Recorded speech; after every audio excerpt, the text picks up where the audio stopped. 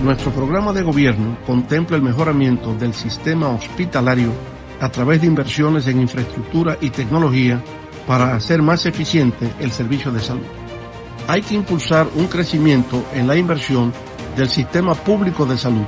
Hay que impulsar la atención primaria, construyendo en cada municipio una unidad de servicios para prevenir enfermedades. Hay que desarrollar en cada región las ciudades de la salud, con todos los servicios médicos necesarios.